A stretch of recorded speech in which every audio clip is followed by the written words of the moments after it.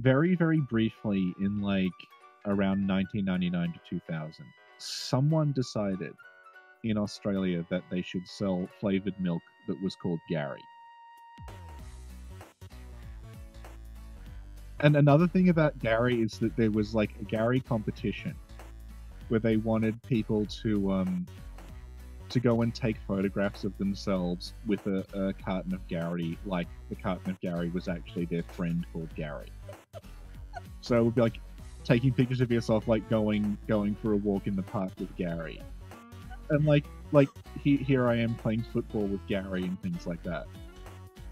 So it'd be like a guy like passing a football to a carton of Gary.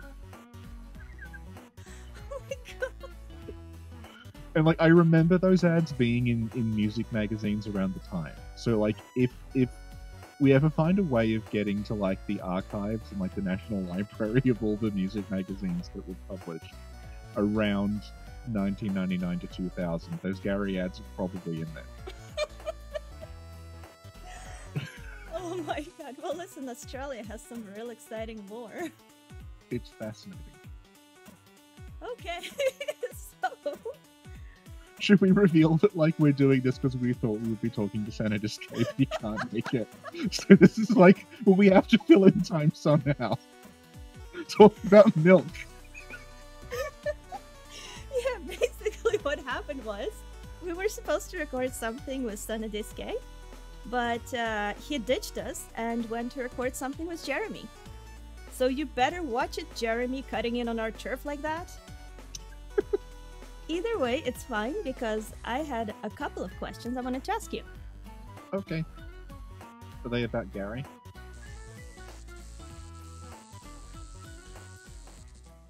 There were a couple of people who had a couple of questions.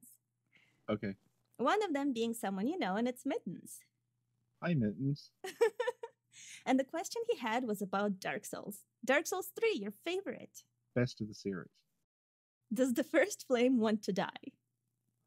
Well, when I played Dark Souls 3, I wanted to die, so maybe. Damn! Like, we were talking about this when we talked about the Soul of Cinder being ridiculous. Yeah. The first flame, like, it apparently creates the Soul of Cinder to protect it. Mm-hmm. But it's weird because, like, you are there to link the first flame. So, like, the Soul of Cinder would make sense if the first flame was creating the Soul of Cinder so you couldn't link it. And, like, it was trying to stop you from doing that. But, like, I don't think that's what the game is getting at. I think the game is like, trying to make the first flame protected. Like, it's trying to stop you. Like, oh, God, I don't know. Like, it's protecting the first flame. So, the Soul of Cinder is protecting the first flame. That's what it says. It says, like, that, when the link of fire is threatened, like the Soul of Cinder is created, and it's like an amalgamation of everyone who's linked the first flame, and they're protecting the first flame. Mm-hmm. But the problem is the Soul of Cinder appears when you go to link it, like it doesn't want to be linked, which makes absolutely no sense. Like we were talking about this like a while ago, that the Soul of Cinder would make sense as a boss if your goal in Dark Souls 3 was to extinguish the flame. But it doesn't make any sense in a game where your goal is to link the flame. Mm-hmm. Right. I don't think the first flame's like in any way sentient. Okay. So basically the first flame doesn't have any particular feelings one way or the other. Well, I think it's just some fire. Well, it can't just be some fire. I mean, the fire keeps everything alive, right? I think the first flame is like, it's meant to have died. And what happened is like, because Gwyn threw himself in the fire to keep it going, he's like rebelling against the natural way things are supposed to be going. So you are saying the fire wants to die? I don't know if the fire wants anything or the fire is just going to go out on its own. Okay. Does it want some Gary? Maybe that's why it came. Yes. Link the first milk. Oh my god, you know what you're making me think of right now? Uh-oh. No, but do you remember that? I think it was who was it? I forget. That sent me the picture. I'll put it up. Of like, is that a duck? And then there's a duck licking the first flame. Yes, that's what happened. Yeah, okay. When I was talking to Mittens, I thought of something. Right. What if the soul of Cinder was supposed to chop you up and throw you on the flame? Yeah, that would, I guess, but they don't do that. Well, no, but maybe it does. It's just Yeah, because yeah. they can't do that to us in the game. You know? Because it's like Gwyn, because you still haven't finished Dark Souls. I'm at the Four Kings. Okay. Like Gwyn, one of the things about the Soul of Cinder is in its second phase, it has Gwyn's moveset from Dark Souls 1. Mm-hmm. And in Dark Souls 1, when you go to meet Gwyn, he's like in a similar thing where like you have to kill him to link the flame. Right.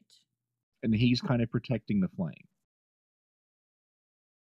So I think it's going for like it's trying to recreate that, but it doesn't make a great deal of sense because like Gwyn, you like Gwyn is the first person to link the flame. So when you encounter Gwyn, it's not like a ritual yet that multiple people link it. So you basically have to murder Gwyn to keep the flame going.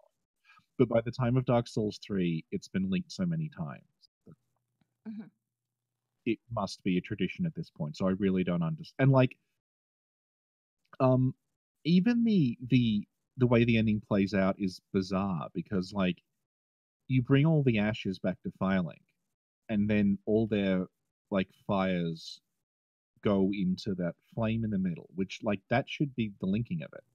Mm-hmm. But then for some reason, like you just get teleported to the Dreg Heap area, which appears to take place in the distant future for some reason. And then Right. you have to fight the Soul of Cinder to link the flame. And it's like I have no. Wait, the Soul of Cinder is in the future? Because when the way that Dark Souls 3 ends is you link the flame in Firelink Shrine. Right. And then the middle flame in Firelink Shrine becomes a warp zone that warps you to another version of Firelink Shrine that is it looks like the Dreg Heap from the Ring City. Oh, right. And like we know, and when you go out there, like it's a completely different time. Like everything's destroyed apart from Firelink Shrine and the kiln. Really? I thought it was maybe like another place. Like they just teleport you to another. No, but you come out of Firelink Shrine. Oh my god, right. You're so right. And then when the Ring City DLC came out, that's really like one of the few things it is clear about is like the Dreg Heap area is like thousands of years in the future.